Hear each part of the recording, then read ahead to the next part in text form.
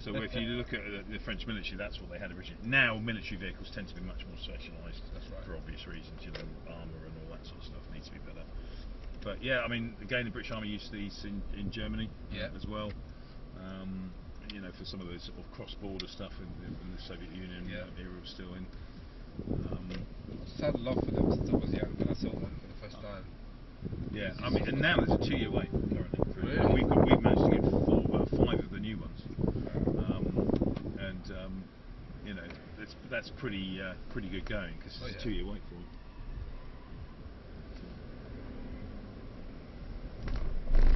So we've got obviously displays and all sorts of information we can bring. We've got cameras front and rear. We've got parking sensors. Yeah. We've got all sorts of stuff, gadgets basically. But the techniques of driving off road are the same in anything. We're going to go up hills. We're going to go down hills. We're going to do some gullies. Yeah. A bit of wading, rocks, that sort of stuff, rough terrain. General rule is you go slow enough. Basically, people get themselves stuck because they're going too fast. They also break things because they go too fast. Normally tyres. Or they bounce an axle or do something, or they just get stuck before they realise they're getting stuck because they're just going too fast. The thing is, it's always you need to go slow. Exactly. We're going to use it as a manual. We're going to use the paddles, so hold it into the low gears, particularly downhill. And so for that, obviously, we've got the high range box that we're in the moment. We'll drive over to the off-road area in that, and then we'll swap to low range. Go around there, and you'll see the difference in the gearing on the way when we do it. But you can see it's normal gearing. It feels normal at the moment. So when I come off, we're not losing much speed, but you'll see the difference when we do it. I was going to buy one. It's a 2000. It was 2005 model. Oh right, yeah. They're not that expensive anymore. It's old school. Old school, very old school. And I like it. Absolutely, and they do hold their money. They do hold their money. Let's swap. Particularly when we've been off road, just step away from the car because obviously the sides are going to get muddy. If you look behind the speaker, just pull it out. I think old 70s Morris Marina and things like that.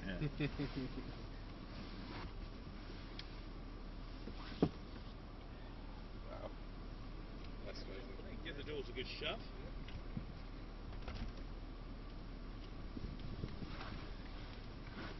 You can see this is already high, so it hasn't got adjustable suspension because it doesn't really need it.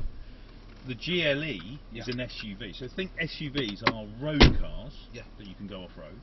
This is an off-road car that you take on the road. In fact, this latest model is incredibly comfortable. Dare I say, as comfortable as a Range Rover on the road. To be honest, I love Range Rover would actually like to make some of their cars less good off-road. Because they'd be nicer road cars, but they make off-road cars, and you know the best 4x4 by far is their strapline, isn't it? So it's the Volk itself is. Forget about that. I think I don't know. I've driven. They're surprisingly better off-road than you think. Really? And that's the thing. They'd probably like to make the Evoque far less good off-road because it'd make it better on the road. Okay. But you know, there you go. I was Land Rover trained originally, so. Oh really? Land Rover. So I'm quite happy. So if you look up on the door, everything's electric. So we've got electric seats. Okay. This is your seat forwards and backwards, or up and down as well. So literally, if you want to go up, you just raise the whole of that. So it's like that, basically. Yeah, absolutely. Okay.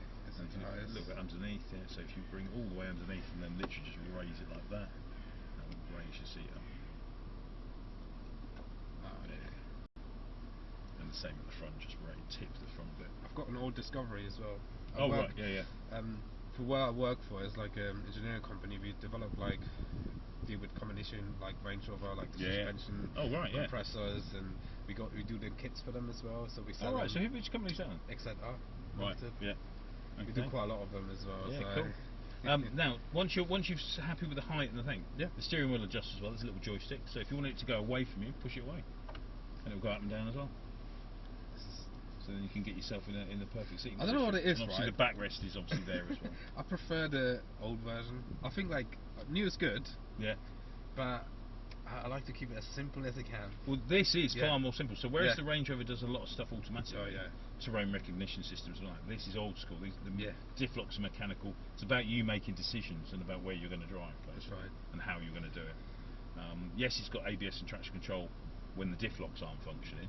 When you put the diff locks on, it will default off. When you put it in low range, we go into G mode, then it hasn't got traction control. It's just you and your foot. Cool. So we're going to basically head over to the right and down down past the building. So gear select is up on there. Just click it all the way down, and we'll turn right. And I'm going to lock it into manual, so you can see it's now M1, and you're going to use the paddles. So as we set off and turn him right, and pretty much most paddle shifts work the same way. They're just switches, basically. You just flick them. And the great thing with auto, of course, off-road, is there's no brake in the drive. That's right. So if you're off-road in your Discovery, and you want to change gear, there is a risk of slowing down too much. Say you're in thick mud, so you have to virtually pick the gear to go from here to the end in one gear, because as soon as you put your clutch in, you're losing drive. With an auto, there is no brake in the drive, so you can do everything on the move. So along here, you can just click up to second gear if you want to. Probably not quite go. Yeah, they were just about going fast enough. And if you look at the track, if you think about where you might want more ground clearance, just position your tyres on top of the rut. So if you want to, so rather than straddling the hump, just go off to your side, and now you're straddling the rut, basically. So your tyres are on the high bit, and now underneath the car is much more ground clearance. Okay. The danger is you might slip off the rut and get beached, but providing you go slow enough, we can just follow it along, and we've increased the level of ground clearance. That's the parking sensor. If you look above your knee, there's some square buttons. One's got a P on it. Just press that one that says P. That's the parking sensors. There you go. Let's turn them off. We'll carry on. That's just the undergrowth. So there's parking sensors all the way around the car, and it's picking up on the grass. And we're going to turn left at the end.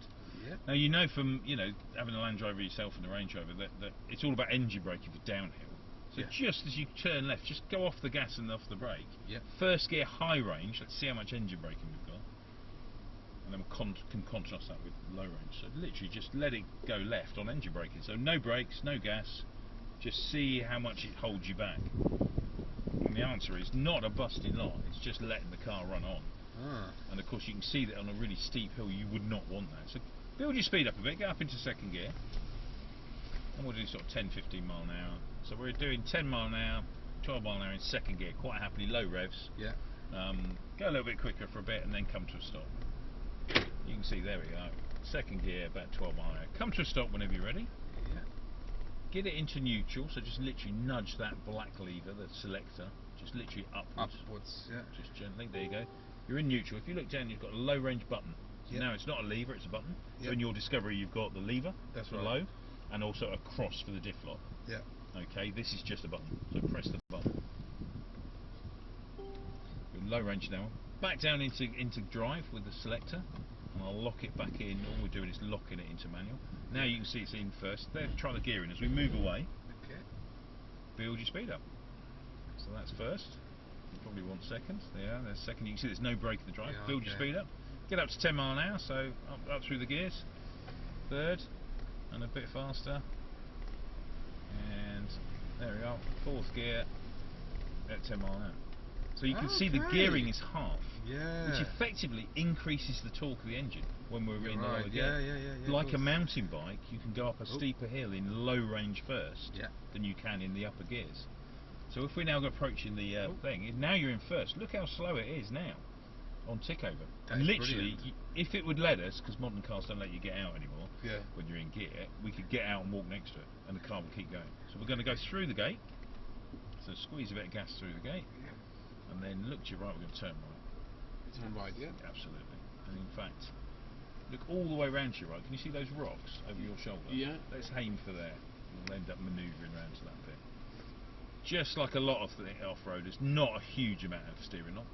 It's worse when the diff locks are on. There's even less lock. So just go reverse? Just reverse it all the way up with the gear selector. And then we're going to head up across the rocks. Here you should be able to make the rocks. And as always, actually there's two ways of looking at driving off-road in terms of the speed. The first one, my old Land Rover instructor said, old people should walk past you with their Zimmer frame. Okay. We shouldn't really be damaging the car, and we shouldn't really be damaging the environment. And in fact, there's a load of green lanes that aren't open anymore because people with no idea, fast show, okay Lindsay, let's off-road. With no idea used to tear the life out of the countryside. Then they get stuck, then they buy a bigger tyre, they still get stuck because they didn't know what they were doing, and they just used to drive too fast. The other reason for not driving fast is braking the car. and your passengers. Yeah, we can tiptoe across these rocks. We're not going to do the minimum amount of damage to the tyre and the minimum amount of damage to the car. If you go too fast, you might bounce. That's right. Bounce that's the worst. the diff onto the thing. So that's why you do high lift kits, to give yourself more ground clearance. Well, a lot of people smack their diff. The reason they order the high lift kit is because they keep smacking their diff. The reason they smack the diff is they go too fast.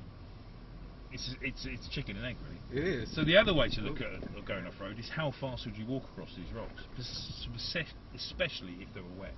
Yeah. You would literally tiptoe, and that's what we're doing. Now in the modern Range Rover, you can put it in rock crawl. Yeah. It will literally limit your speed and crawl across the rocks at 1 to 2 miles an hour, automating some of what you're doing with the gas pedal. So this is a lot more old school. Definitely, love it.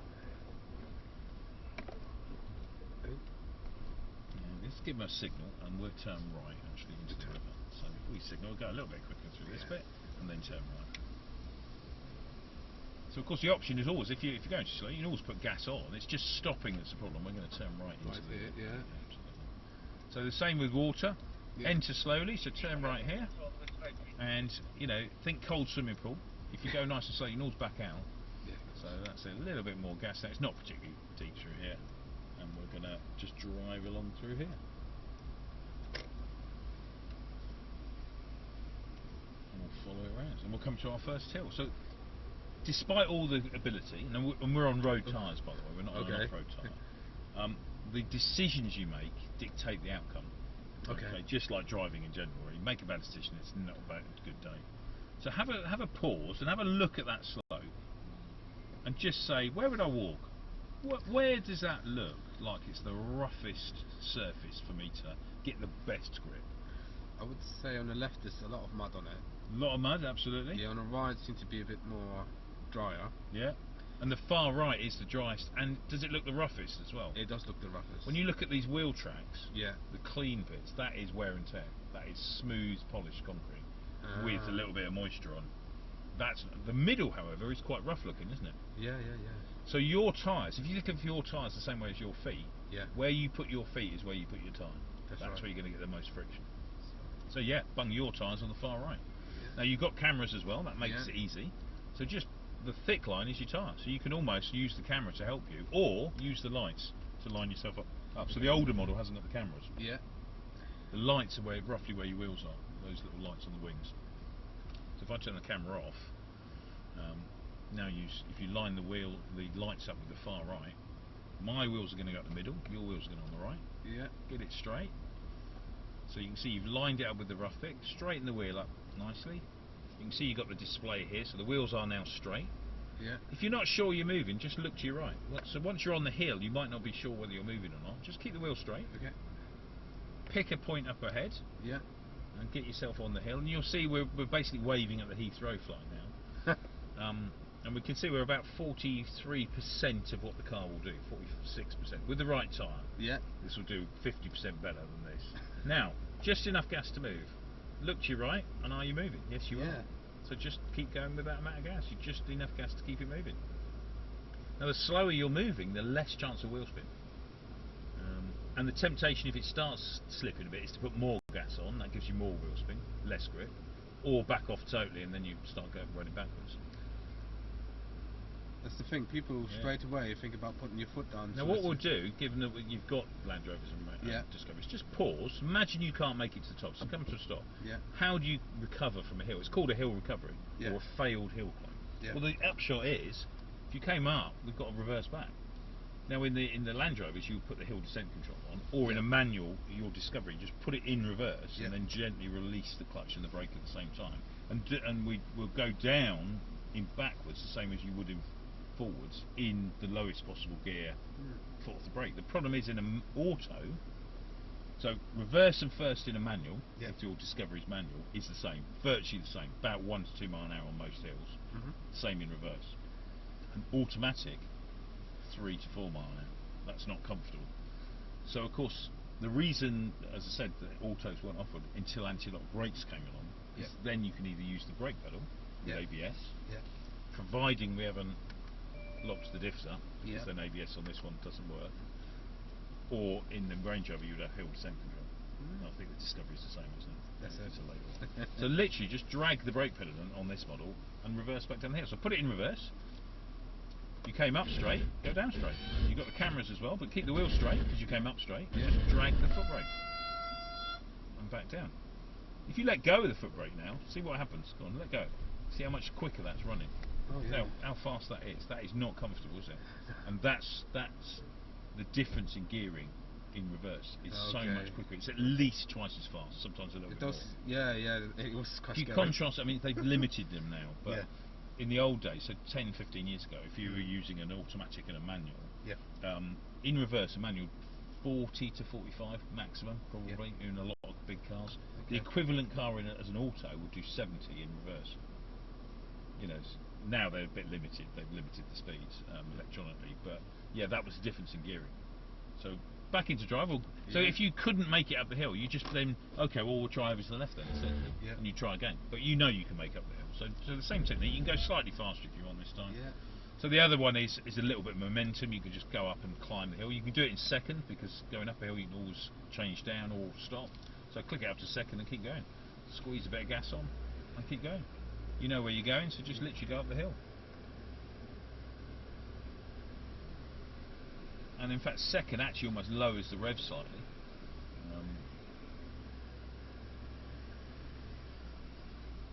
And then as you get to the top, as the horizon starts to level off, and we've got a little bit of a level there, so you know you're still on 18%, so keep going until it says 0. But also, if you look at the horizon, look at your bonnet, it's now levelling against the horizon, so keep going until you're right on the top. Look ahead and have a look at the horizon. Tiny bit more, and then it'll be a little bit flatter. There you go. You're virtually there. Stop it. There you go. Yeah. So now just have another look at the ahead and just decide where you're going to go. Get it back down into first gear, so the lowest possible gear. Foot off the brake and keep going. So just let the car go down the hill now. Off the brake, off the gas. So this works in your Discovery. Yeah. Works in your Range Rover. Works in a World War II Jeep. Yeah. In an early 80-inch Land Rover, Series 1. Yeah. First gear, low range, off the brakes. Now in an old car, don't forget, if you put your foot on the brake, you'd skid to the bottom. That's right. In this car, if we've got the diff locks on, you'd skid to the bottom because there's no ABS. And that's why it hasn't got hill descent control. Because if you've been using the diff locks to get up the hill, then you're not going to have it available to go down the hill. Wow, this is crazy. Range Rover, the newer Range Rover sort of meld it together automatically. So they'll disengage the diff locks if you need to use the hill descent control. We'll carry on where it says log run.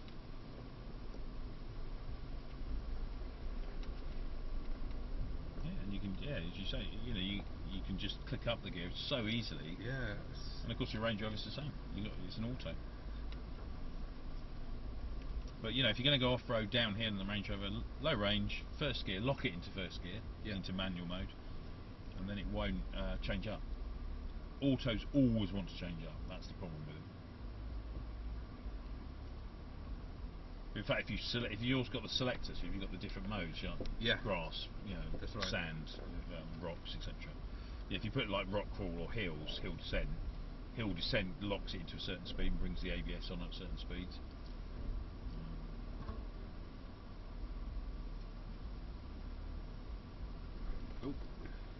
Just go with where you think the best grip is and the least issues. And you can see it's almost doing it on tick over, isn't it? Literally, the engine is powerful enough. It's a straight 6 diesel, this one. Yeah. To just rotate the wheels. An old Land Rover, the trick I always used to play with people, particularly manuals, is they'd want to slip the clutch off road. Yeah. And what you want to do is let the wheels do the slipping, not the clutch. That's right. So you want the clutch out. So to get people to stop worrying about stalling, I'd get them to put it in low range into first, get it on tick over like this. We're going to go up that track there. And then say, okay, right, out you get, swap with your mate in the back. And you'd have to get out with it still moving, and you and your mate would then swap over, just to prove that you could walk next to it and it wouldn't stall in low range. It would literally, an early Land Rover, your Discovery would literally in first gear do this in a straight line, provided it wasn't a big hill or a big rock. It would keep going and not stall at about this speed.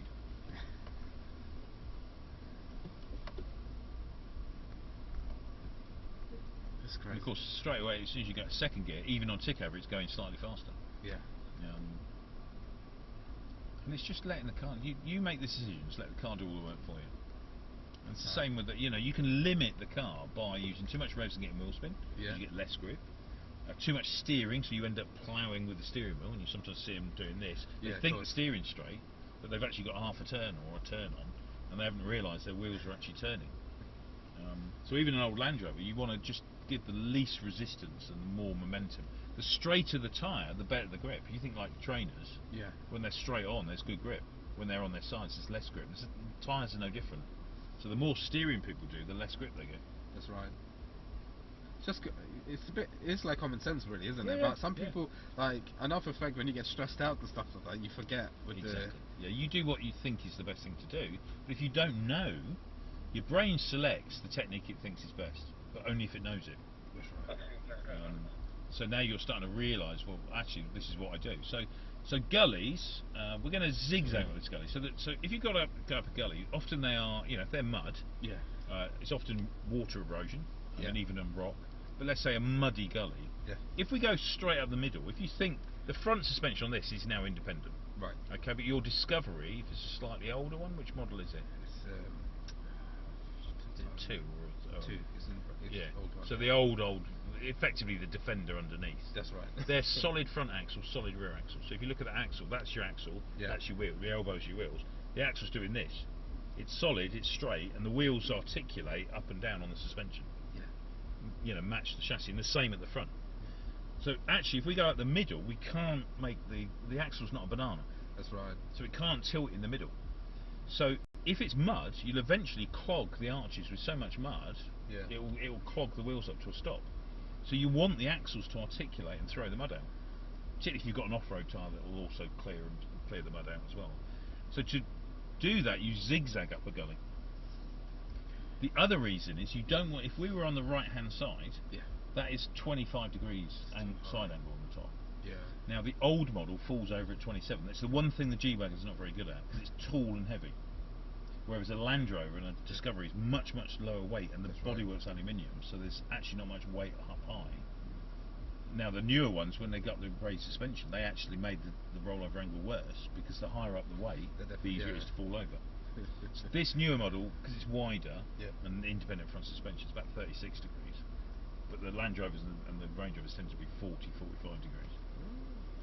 So that's another reason for zigzagging gently, is you're always crossing at a slight V, giving yourself a bit more traction. The reason we're also going to do it is we're going to do it at an extreme and try and cross axle ourselves. Okay. Let's try and get it on the corners, with the corners in the air.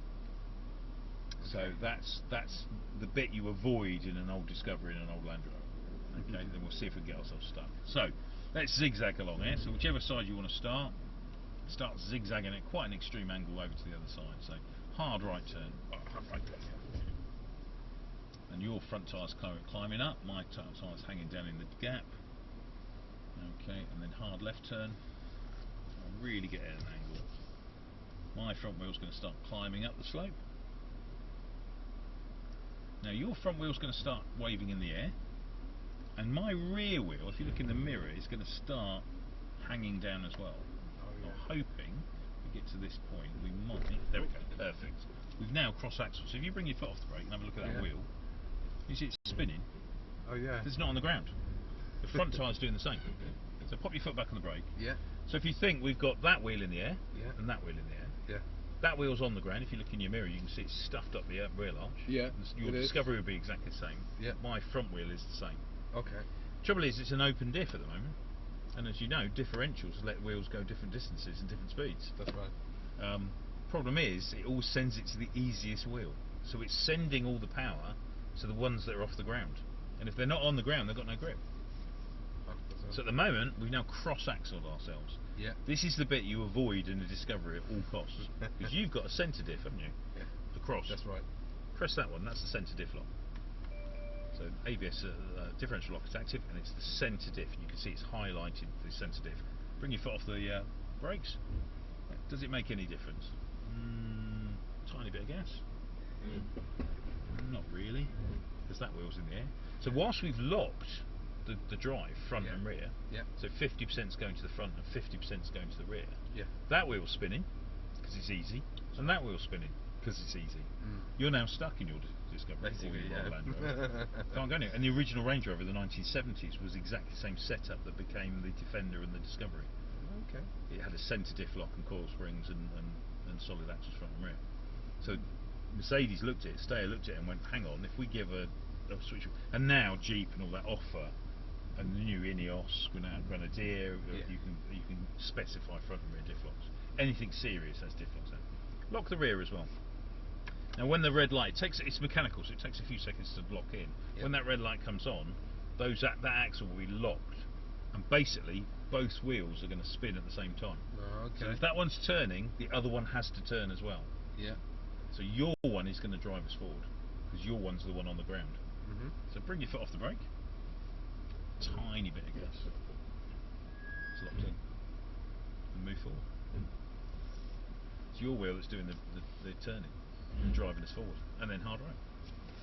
And you can see that's 13, 14, 15, 16 degrees. That is scary. Yeah. Bearing in mind this will do double this. And a Land Rover even more before it tips over. I've folded the mirrors on a Land Rover over driving along. It's just folded and flat. And again, so if you can now go shallower and zigzag, so zigzag up my side, you've still articulated the axles. Okay, keep moving forward, just drive up here zigzagging now, but shallower zigzags. And look at these angles. Now as soon as it's tipping your way, steer your way, or steer hard. And then as soon as it starts tipping, now it's only gone to 9 degrees. As soon as it starts tipping over the other way, let it articulate, and then start turning the other way. And again, just drive at the hill. Can you see you're limiting your rollover angle to about 10-12 degrees maximum, so you're benefiting, even if you had a roof rack on now, with the weight even higher, it wouldn't matter, and you're articulating the axles, and that's just going to unlock them. It takes a few seconds to unlock, because we wound the axle up a little bit. There it goes, you heard it. Unlock. Wow. That's diff locks. Now we had the option of the front lock as well. Now obviously if it's slipping and sliding as well, if one wheel has got good grip, you can lock all the diffs and that wheel will drag forward. If you've got no grip at all, the mistake people make on the wet ski slope, the guys who aren't off-road background, they go, well, I've locked all the diffs. Yeah, but you've got no grip, so it doesn't matter. There's none of the tyres have got any grip, so now they're all linked together. That's right. Then all of them are going to spin. That's it. Oh, I hadn't thought about it like that. You only use it if you've got grip somewhere. That's right. If you haven't, reverse and recover and try again. You know, or go somewhere else. Pick a different route. Let's go between the cones.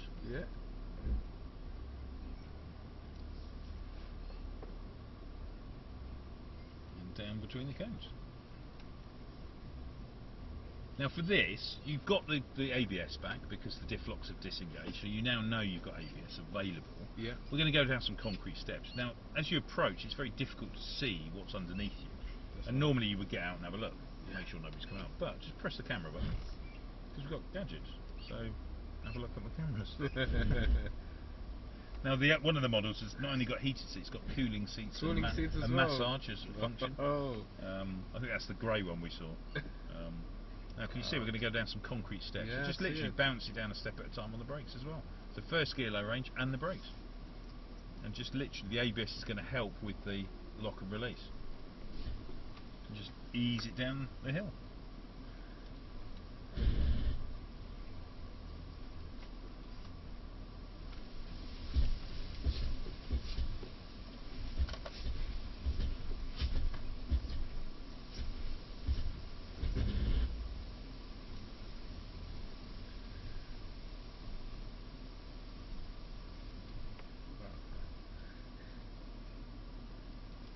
There we go, and we're going to carry on where it says elephant steps. You can build a little bit of speed out, you can pop it up to second if you want.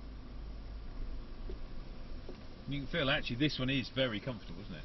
Very comfortable. Very fluid, very supple. That independent front suspension makes it really nice on the road as well now. I always said that if I won the lottery, you know, more than £2.60, which is what I seem to win most of the time, I would have another Range Rover. I'm not so sure now. If I wanted a tow car, I think I might have one of these. To be honest, like, I would definitely go for... I nearly bought a Peugeot P4 at auction recently. Really? Because they're about £5 grand. But they are effectively a G-Wagon underneath. Just a lot of people don't realise. But it's a Peugeot engine and G-Wagon gearbox and four-wheel drive. It's crazy, you know, what they put in these cars these days. But you know, I don't know. I like these. The older model's slightly less comfortable. I'd say this one's the Range Rover. The sweet thing with the Range Rover, Harry Metcalf always says at Harry's Garage, if you've got a long way to go and it's really awful weather in your tyres, take a Range Rover. It does, doesn't it? That's it. You know, and despite if you know, I don't know whether you get any issues with yours. There seem to be less of an issue if you use it regularly. Yeah. And have preventative maintenance. That's right. But if they're not used on a regular basis, they do seem to play out. This is what I say a lot to my mates as well when I buy a Range Rover. They always moan about. I said to you, need to actually use it. Yeah. Go left here. Yeah. A friend of mine had a garage and he called his Range Rover the weekend car because he used it at the weekend. It would break. Yeah. And he'd then have it back in the workshop being fixed during the week. But I said that's because you only use it every so often. You know. If you used it every day, we've got an instructor here who's got a Range Rover and he uses it every day. You know, I used to in the police and we used them every day and they were fine. Good cars they are. Yeah. I just object to. I quite fancied the L.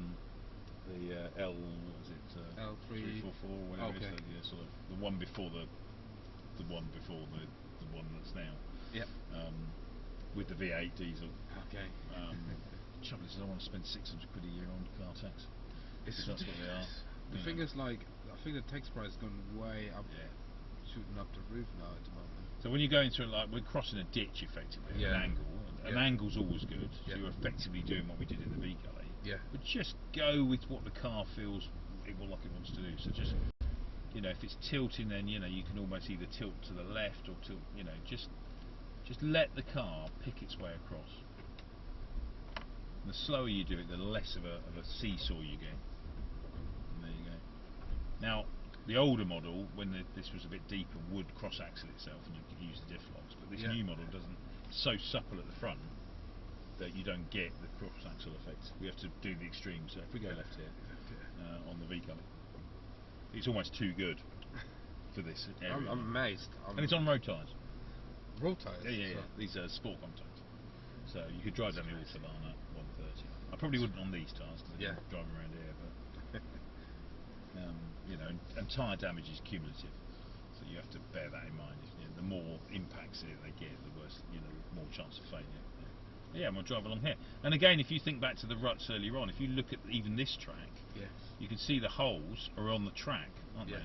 But if you manoeuvre slightly and put your wheels on the grass slightly, down the middle and off to your side, well, you're going to be missing the holes.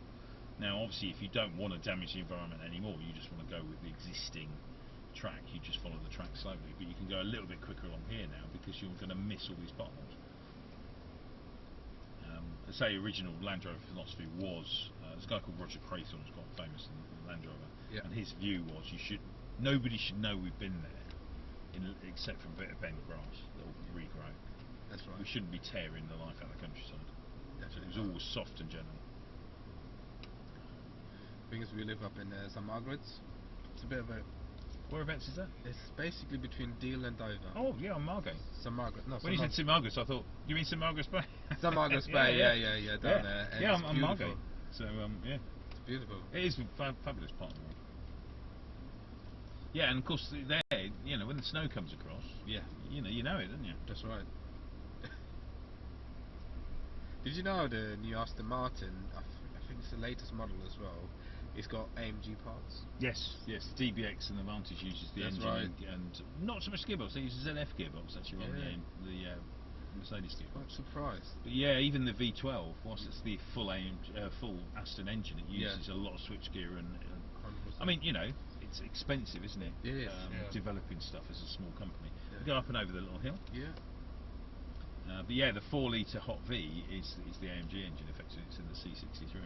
Yeah, it's a great engine. Yeah, it's great. Actually. See, I've got TVRs, and for years TVR used Rovers or Ford engines. Well, I've got the TVR straight 6 engine in mine. Wow. So I've got the Speed 6 engine, and that's lovely. But it's a Tremec gearbox or T5 gearbox, same as the old Range Rovers used to be. Yeah, so go up a gear. So go up to second. So going up the hill, it doesn't really matter because you can all stop. Gravity is on your side. So drive up the hill and literally time it Keep going, so drive up and over, and as you go up and over, just click it down into first and come off the gas on the way down. So as your horizon starts levelling off, off the gas, into first, completely off the gas, you started slow, and here you are.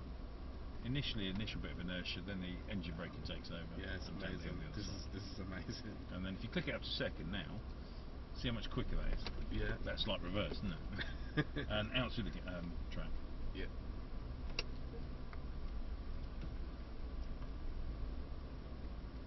Now remember, the water's flat.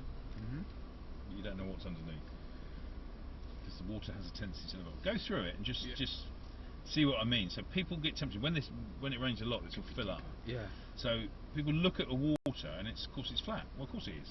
You know, it levels out, but it hides what's underneath. And again, people go too fast through water.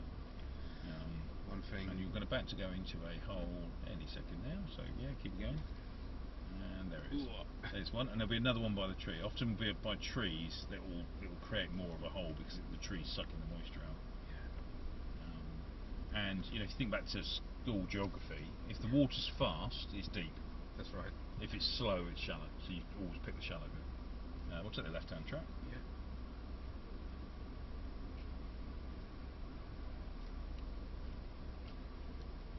And you can see that this will do. I mean, it literally does do it.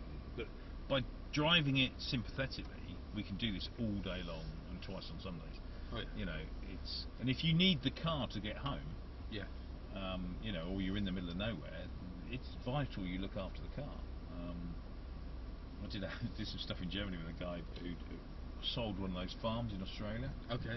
And I said, was it one of the really big ones? He said, oh yeah. I said, well, how long did it take you to get from the farmhouse to the nearest town? He said, 2.5 days. It was in the Northern Territory. It was massive. Okay, yeah. And they'd sold it. Him and his brother were doing a trip of Europe, like Nürburgring and Monza and all the iconic stuff. And, you know, but he said, yeah. I said, I suppose you look after your car then. He went, oh yeah. Now, can you see up through the trees? There's a track that go round the end, turn right, up through the trees. Yeah. He said, oh yeah. You know, he said, you look after your car. You go nice and steady, because if you break down, you're in trouble. Certainly not. And in fact, they had little sort of water holes and sort of bits at waypoints on the roads out in and out of the farm, just in case, you know, so they could always walk to somewhere with water and a means of communication. Now, if you go straight on, if you imagine both wheels are going to drop down into the ruts. If you go at a slight angle though, you're not going to be much. If we put the angles on, if you go even within this track, you've actually got quite a lot of space. So go hard left. Hard left. Now look at the side angle. That's the angle. Go even harder left. And then straighten your wheels up. Now one wheel at a time is going into the thing. So keep it straight. We've only got a 4-degree side angle. Yeah. But you are actually missing. You're going one wheel at a time. In and out the rut. It's much smoother. Yeah. Much more ground clearance. Much better traction. Because we've got 3 wheels outside of the ruts at any one stage. And of course wet, you know, wood, when it's wet, you can see it's really slippy. And the car's literally bouncing up and down in and out of the ruts. And when you get to the top, you can start squaring off. I'll put the cameras back on. You can see we're not even to the far left yet. No. So you're literally going at a slight angle. So any ruts, go at a slight angle if you can. 45 degrees is best. Yeah. But whatever angle you can get is better, rather than going head on. And then just square it off at the top. And then we're going to go down and into the water.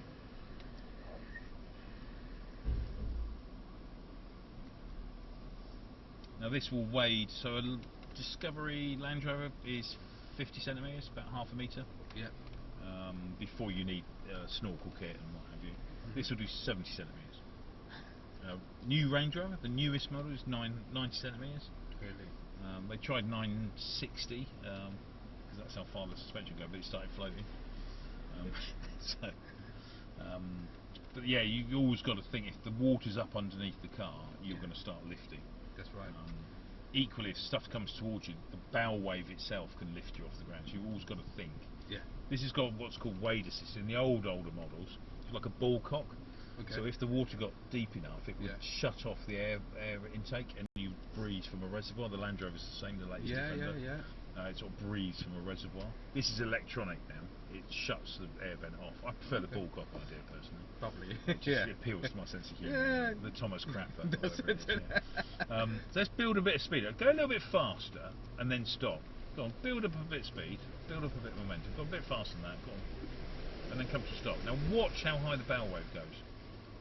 Can you imagine something coming towards you? Yeah. That could be enough to wash you off the road, or flood the engine, get it into the air intakes. Yeah. So if some stuff's coming towards you, let them come. Because equally, the high bit might be your side and they might need it, or it might be their side and you need their side of the road, or the middle. Quite often in town, you'll see it in the middle, where it's crowned. So the high bit of the road's the middle bit, and it crowns for drainage, or it's elevated one side or the other to drain for drainage. That's interesting. But yeah, that's the effect of bow wave. Wow. And if the water's going that way, yeah, and you've got enough of a bow wave, it will wash you off. Yeah. Oh yeah. Yeah, because it will raise you enough to wash you into a ditch. God. Let's head over that way. We're going to head out along the river and out to the gate.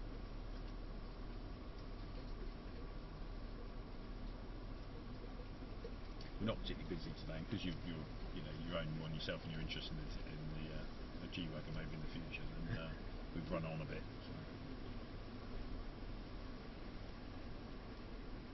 Thought you'd appreciate that, being a bit of a fan. Always been. Out through the gate. Yep.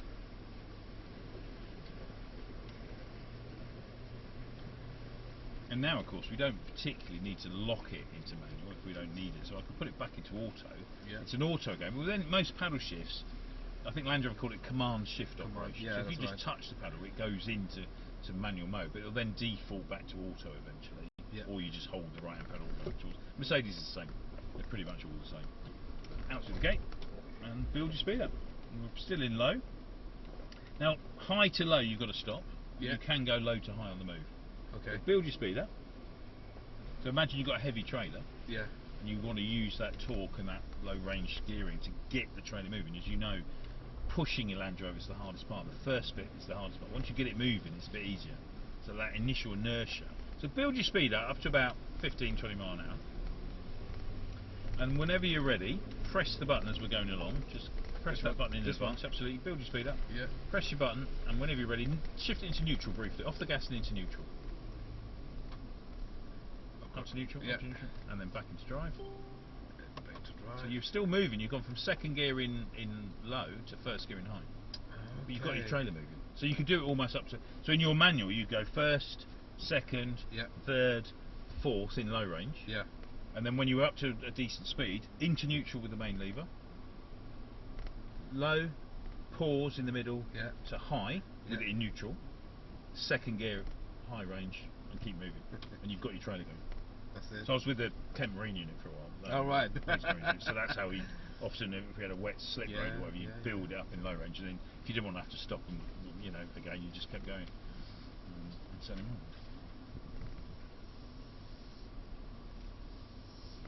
And we're back to where we started. So we'll head back along the track. We'll swap over at the turning area, and we'll drive us back.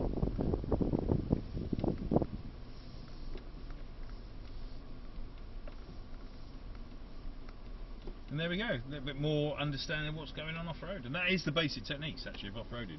We've done gullies, ruts, wading, diff locks, climbing a hill, a failed hill climb. What do you do? We reverse back off. That's right. Now, in your manual discovery, likely it's not you'd have stalled, if it was slipping and sliding. Well, you just come to a halt, foot on hard on the brake, foot on the clutch, stalled. Stick it into reverse with the engine off, lift the clutch up, let the brake off till you're held on the gear, so you're literally sat in gear, in reverse, in low range. Turn the engine on, it'd spin up slightly faster because the starter motor, it will lurch backwards and then it will slow back down again and just reverse back down the hill. And that's how you do a manual reverse. If you can keep the engine going, then you just sit there and put it in reverse. But you need to time clutch and brake at the same time to come off. That's right. As you see it in auto, you just in the Range Rover just use hill sensors control and the brake pedal, because that's effectively what ABS is using. Amazing.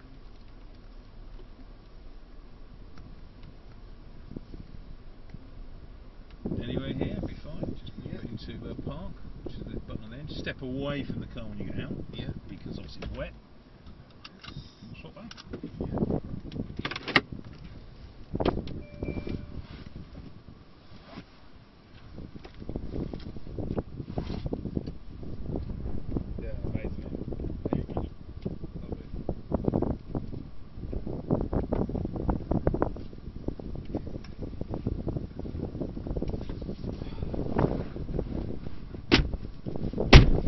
This is the original track line.